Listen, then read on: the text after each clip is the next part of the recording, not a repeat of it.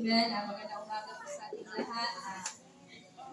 Laking pasasalamat po kay Lord na sinamahan niya kami sa aming bakasyon kahit maiksi lang. Nagkasama kami tatlo ng aking asawa at anak.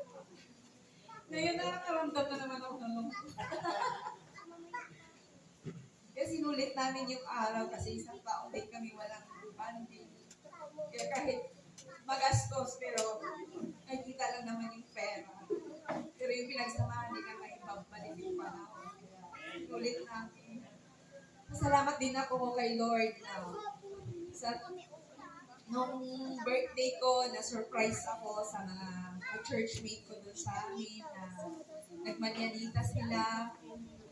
Yung mga prayers nila sa akin na simula daw noon hanggang ngayon hindi ako tumalikod kay Lord.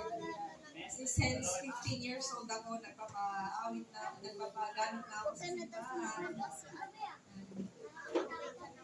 Mas masalamat din ako kay Lord na sa karamdaman ko, 3 months na ako nag-take ng binigay ni Doktor na gamot.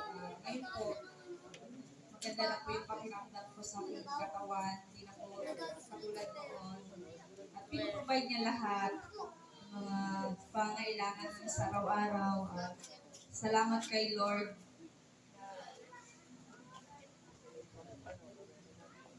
Ngayong Friday, aalis na naman yung aking asawa. Alam ko na andyan palagi si Lord sa araw-araw. Kahit masakit, marinig ko sa anak ko na ayaw na niya try niya ulit doon sa Pero sabi ng papa niya para naman to sa atin. Alam ko na pala yung pinag-pray na sana darating na sa Friday na hindi siya ma. To God be all the glory. Yun lang.